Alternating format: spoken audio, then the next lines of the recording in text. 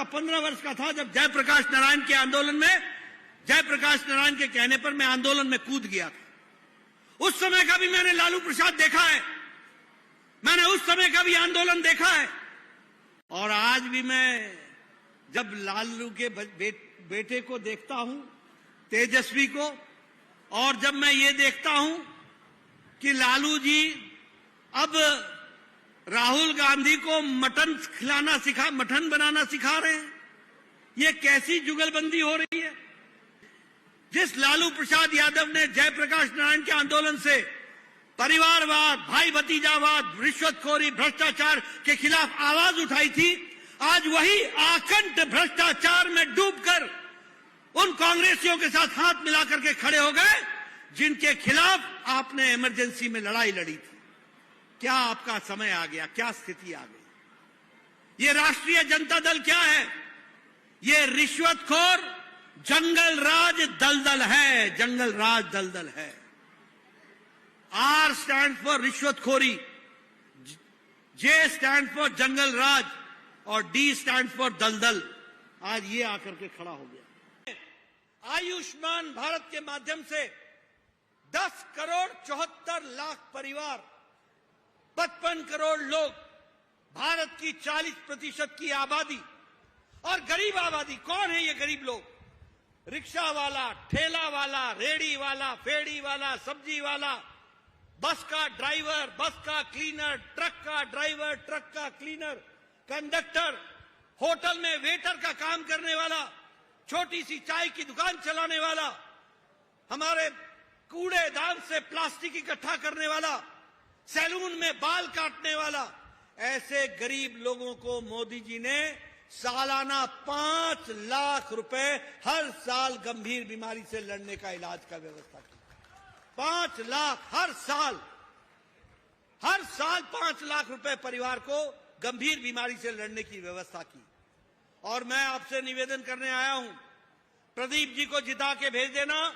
मोदी जी की योजना है कि अगले 5 साल में हम देश का कोई भी व्यक्ति, देश का कोई भी नागरिक, किसी भी जाति का, किसी भी धर्म का, किसी भी इलाके का कोई भी व्यक्ति जिसकी उम्र 70 साल से ऊपर की हो गई है, उसको प्रधानमंत्री मोदी जी आयुष्मान भारत में 5 लाख रुपए का सालाना हेल्थ कवर देंगे। 5 लाख रुपए का।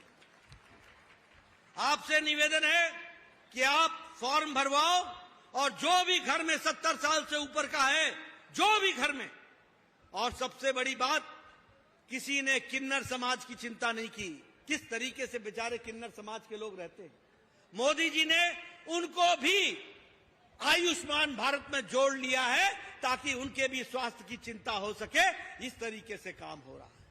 इसलिए मित्रों, अगर हम बात करें गांव, गरीब, वंचित, पीड़ित, शोषित, दलित, युवा, किसान, महिला, इनको अगर ताकत दी है तो प्रधानमंत्री मोदी जी की नीतियों ने ताकत दी है। ये हमको समझना चाहिए।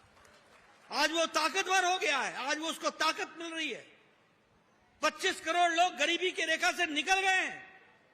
और विकास की अगर बात करूं तो मुझे खुशी है कि आज 5 शहर स्मार्ट सिटी में आ गए हैं और 5 शहर जो हैं उसमें लगभग 2660 करोड़ रुपए बिहार में खर्च हो रहा है। 8 मेडिकल कॉलेज नए दिए मोदी जी ने, 8 मेडिकल कॉलेज। मैं अभी पूर्णिया उतरा था, मुझसे बोलते थे उस समय तारकिशोर जी कि हमको मेडिकल कॉलेज दो। आज वहां भी मेडिकल कॉलेज खुल गया है और 8 नए मेडिकल कॉलेज खोले गए हैं और विकास के दृष्टि से जोड़ा गया है। नेशनल हाईवे बिहार में अकेले 3500 किलोमीटर बना है और अब एक कॉरिडोर बन रहा है जो वाराणसी से चलेगा और बिहार होता हुआ रांची जाएगा, रांची से कलकत्ता जाएगा। ये 6 लेन का कॉरिडोर होगा जो बिहार में भी होते हुए जाएगा और विकास की एक नई गंगा बहेगी। उसको भी हमको ध्यान में रखना है।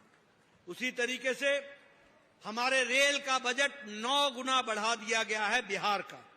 और उसी तरीके से अमृत भारत में 92 रेलवे स्टेशन को जोड़ा गया है और उनको आगे ठीक किया जा रहा है। मैं यहां खुशी की बात यह भी बताना चाहूंगा कि अररिया के रेलवे स्टेशन के लिए प्रदीप जी के कहने पर 22 करोड़ रुपए का अमृत भारत रेलवे स्टेशन बन रहा है। वर्ल्ड क्लास का नया रेलवे स्टेशन बनकर के तैयार होगा। आपके सदर हॉस्पिटल में भी नया वार्ड बन रहा है। इसलिए हर तरीके से विकास, दुनिया में भारत का नाम, देश में भारत को आगे बढ़ाना, देश की जनता को आगे बढ़ाना और देश की जनता के साथ साथ इलाके में हाईवे, रेलवेज, एयरवेज, इंटरनेट, ये सबको जाल बिछाना, इस काम को प्रधानमंत्री मोदी जी के नेतृत्व में बखूबी हुआ है। इसको हमको ध्यान में रखना चाहिए।